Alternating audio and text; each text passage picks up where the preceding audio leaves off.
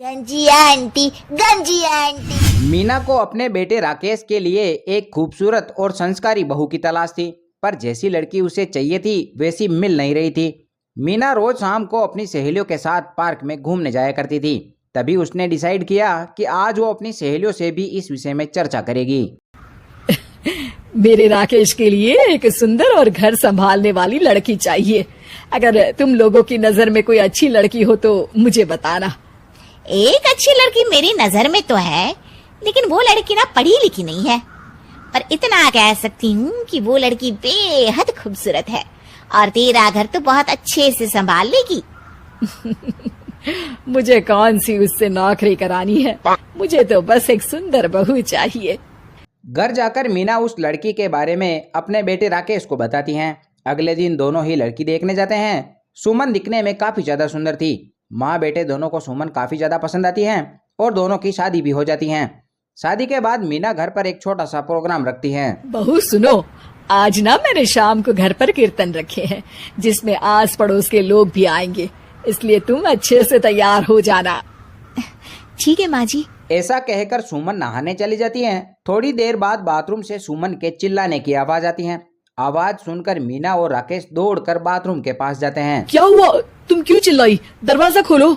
सुमन जैसे ही बाथरूम से बाहर आती हैं, तो मीना और राकेश की आंखें खुली की खुली रह जाती हैं, क्योंकि सुमन पूरी तरीके से गंजी हो चुकी थी।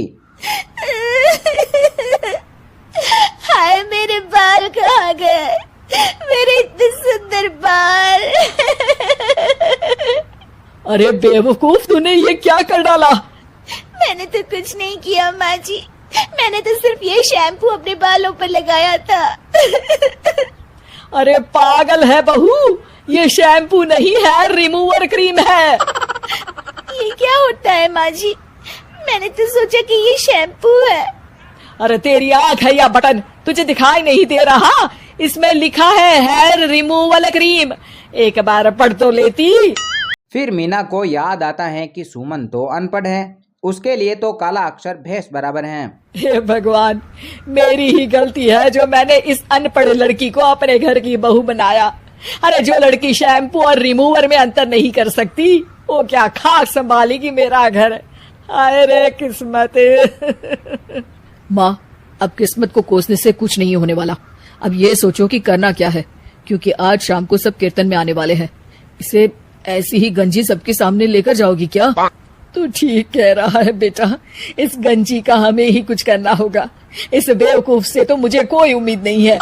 एक काम कर, तू जल्दी से जाकर बाजार से एक विग लेकर आ। इस गंजी को तो मैं ही ठीक करती हूँ। राकेश दौड़कर बाजार चला जाता है और वहाँ से एक विग ले आता है और अपनी माँ को दे देता है। ये लो माँ, विग ले आया। अब जल्दी से इस गंजी का कुछ करो, नहीं तो आज शाम को सबके सामने हमारी नाक कट जाएगी। तू चिंता मत कर बेटा, मैं इसे ऐसा तैयार करूंगी कि पता ही नहीं चलेगा कि ये गंजी है। अब रोते हुए क्या खड़ी है? चल मेरे साथ, मैं करती हूँ तेरे गंजेपन का इलाज। मीना सुमन के सिर पर विग कुछ इस तरीके से लगा देती है कि कोई भी उसे देखकर ये नहीं कह सकता कि सुमन गंजी है। शाम को सभी औरतें कीर्तन में आती हैं कि तभी मीना सभी को अपनी बहू से मिलवाती है। अरे वाह जी वाह, मानना पड़ेगा शीला, कहाँ से ढूंढ कर लाई इतनी खूबसूरत बहू। कीर्तन चल ही रहा होता है कि तभी सुमन सब के लिए चाय लेकर आती है। तभी अचानक से सुमन का विग दरवाजे में लगे फूलों में फंसकर नीचे गिर जाता है, जिसे पकड़ने के चक्कर में चाय की प्लेट भी गिर जाती है और आवाज सुनकर सभी औरतें सुमन की तरफ देखने लग जाती हैं। अरे वाह रे शीला, ये तो सच बात है कि तेरी गंजी बहू जैसी तो किसी की बहू नहीं है। सभी औरतें जोर जोर से हंसने लगती हैं। तभी वहाँ एक छोटा बच्चा भी सुमन को देखकर जोर जोर से हंसता है। गंजी आंटी, गंजी आंटी, गंजी आंटी।